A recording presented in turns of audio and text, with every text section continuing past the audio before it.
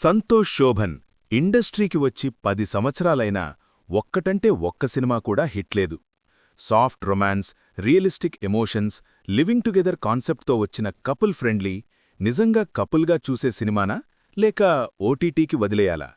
మొత్తం క్లారిటీ ఇచ్చే రివ్యూ ఇప్పుడే చూద్దాం. కలేంటంటే హీరో ఇంటీరియర్ డిజైనింగ్ కోర్స్ చేసి జాబ్ కోసం చెన్నై వస్తాడు. కాని ఏళ్లైనా ఉద్యోగం దొరకపోవడంతో పార్ట్ టైం బైక్ రైడర్గా పనిచేస్తుంటాడు.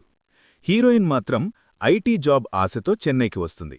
ఎన్ని అప్లికేషన్స్ పెట్టినా రిజెక్ట్ అవుతూనే ఉంటాయి. ఇంట్లో వాళ్లు పెళ్లి చేస్తారేమోనని జాబ్ చేస్తున్నా అని అబద్ధం చెప్పి అక్కడే ఉండిపోతుంది.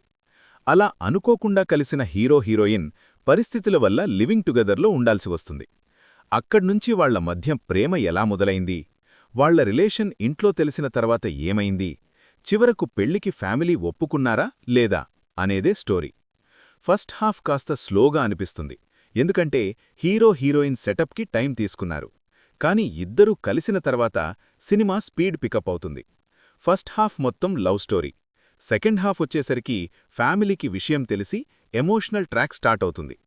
యాక్టింగ్ ఎలా ఉందంటే హీరోగా సంతోష్ శోభన్ క్యారెక్టర్లో పూర్తిగా ఇన్వాల్వ్ అయ్యాడు. లుక్స్, ఎక్స్ప్రెషన్స్ చాలా న్యాచురల్గా ఉన్నాయి.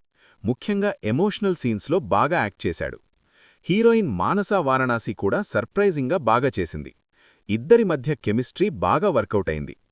కామెడీ కోసం యోగీబాబు ఉన్నా ఈ కథలో కామెడీకి పెద్దగా స్కోప్ లేదు. లవ్ స్టోరీ అంటే సాంగ్స్ గుర్తుండిపోవాలి కదా, కానీ ఇక్కడ పాటలు అంత స్ట్రాంగ్గా లేవు.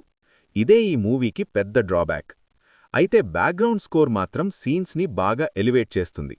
సాంగ్స్ కూడా కొంచెం క్యాచీగా ఉండుంటే ఈ సినిమా ఈజీగా హిట్ అయిపోయేదని అనిపిస్తుంది. ఓవరాల్ వర్డిక్ట్ అయితే స్టోరీ అయితే కొత్తదేం కాదు, కానీ డైరెక్టర్ చాలా నీట్గా ప్రెజెంట్ చేశాడు. మనం ఈజీగా కనెక్ట్ అయ్యే ఫీల్ గుడ్ లవ్ స్టోరీ ఇది. వయలెన్స్ లేదు, బోల్డ్ సీన్స్ లేవు, ఫ్యామిలీ ఎమోషన్స్తో సింపుల్ రొమాన్స్. నాకైతే చాలా రోజుల తర్వాత ఓ మంచి లవ్ స్టోరీ చూసిన ఫీలింగ్ వచ్చింది. అది ఫిబ్రవరి 14 వ్యాలంటైన్స్ డే రోజున.